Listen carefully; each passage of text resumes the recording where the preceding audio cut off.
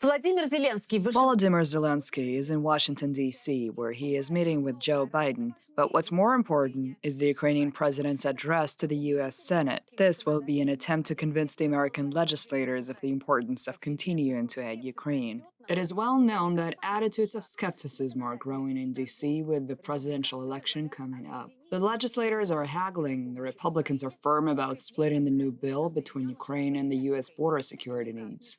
The Democrats want all of it to go with Ukraine. Even with the Biden administration showing willingness to compromise, it has not led to any real resolution yet. We will discuss Zelensky's visit to D.C. with Williamm Taylor, an American diplomat and ex-ambassador to Ukraine. Hello, it's good to see you. Hello, Katya. How are you? Yesterday, you met with President Zelensky. You are in the photos that were posted by the Office of the President of Ukraine. Could you please share with us what was the aim of Zelensky's visit? Yes, President Zelensky is here in Washington for the third time, as you've reported, since the full-fledged invasion of February of 2022.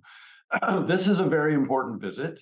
President Zelensky is addressing the Congress, the Senate, and the new Speaker of the House to address the questions that our lawmakers have about the progress. Our lawmakers in general, the House and the Senate in general, is supportive of Ukraine, wants to provide the assistance.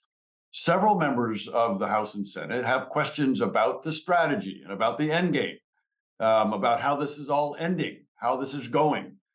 So President Zelensky is here to describe the progress on the ground, to describe where they're trying to get, where they want to end up in this war, which is, of course, having all the Russian soldiers out of his country. So this is an important visit for him at this particular time. So this was a good meeting that President Zelensky had with me and other members of the community here in Washington, and actually from around the country. There were several people who flew in from other parts of the country to have this conversation with President Zelensky. I thought he was confident. I thought he was well prepared. I thought he was looking forward to his conversations today with both President Biden and members of the House and Senate. I think he recognizes the difficulty that we're facing. He recognizes that Ukraine's main lead supporter, not only supporter, because the Europeans are doing a great job. Indeed, as we know, the Europeans actually have committed more funds than the Americans. But the American supply of weapons is really important to President Zelensky. So he's here confident that he can make this case to the Congress, to the House and the Senate, and that they will see that this is a good thing for us and our security, European security, as well as Ukrainian security.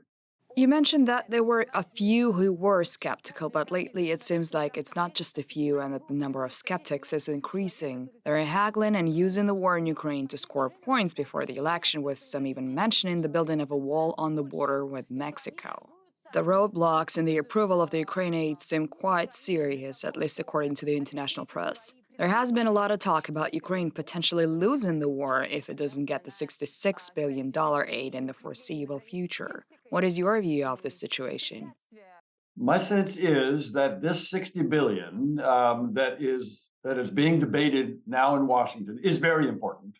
My sense is there is a chance that it could pass this week or early next if the Congress extends, but that there's also a chance that it could go into the new year. It is very important that this assistance package pass in order for the United States to provide the kind of military assistance that it's been providing. Without this, I think that's right. It'll be very difficult. It'll be very difficult for the Ukrainians. And that's why I think, going back to your question about the Congress, there is a clear majority in the Congress, House and Senate, bipartisan, for support for Ukraine. You're right that there are questions from some parts of the House of Representatives about this support. However, the large majority in the House and a very large majority in the Senate are ready to support this package. You raise the issue that is complicating this question of border security, and that's an issue that's not related to the Ukraine assistance, but it is part of a political bargaining that will complicate the discussions of the Ukraine assistance. Judging from your conversation with Zelensky, would you say that he is prepared to answer questions about the usage of this money and how or if it will increase Ukraine's chances at a victory on the battlefield? I think this assistance package will definitely improve the Ukraine's chances on the battlefield. They are discussing, the Ukrainians, the Americans, the Ukrainian military, the American military are talking about how to approach next year, what the strategy should be, what the new campaign should look like, how to proceed with this war again, so that Ukraine can come out of this in a better place.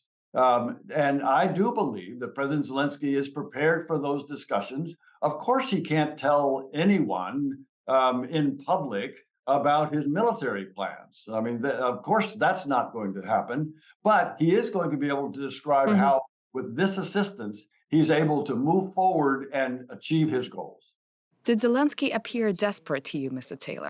I did not. I did not see a sign of desperation. He was confident. He knew many of the people, most of the people in that room yesterday. Was glad to see them again.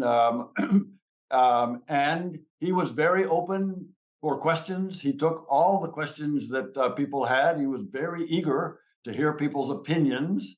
But no, I would not. I would say he is confident in his ability to describe the importance of a Ukraine success to the American people and to the American Congress. If you don't mind, I would like to change the topic a bit and ask you about Russia. Presidential elections will be held in March. Vladimir Putin was finally convinced to run again. With your experience in international relations and as a diplomat, will the world, that is civilized society, recognize Vladimir Putin as the rightful ruler of the Russian Federation?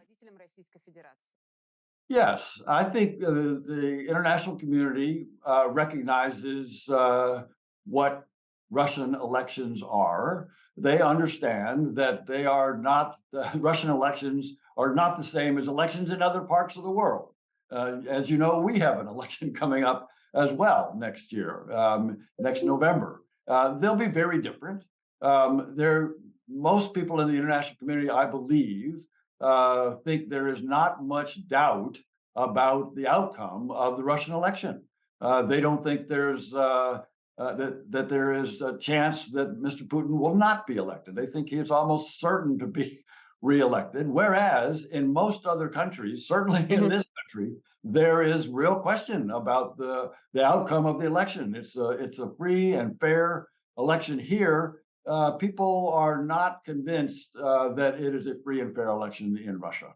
Sorry, my question wasn't whether the world comprehends what is happening within Russia. It was rather about international organizations and governments and whether they possess a willingness to not recognize Putin as president, the same way they did with Belarus Lukashenko. No, I don't think so. That is, I think the international community will recognize President Putin if he's reelected. I think the international community will recognize him as the president of Russia. There will not be any dispute. You make the right point. This is in contrast to the way the international community does not recognize President Lukashenko as the president of Belarus, because that was clearly a stolen election, and he did not win that election. There is no doubt in many people's mind that President Putin will win this election. He will be elected by the people of Russia, and so he'll be recognized as the legitimate president.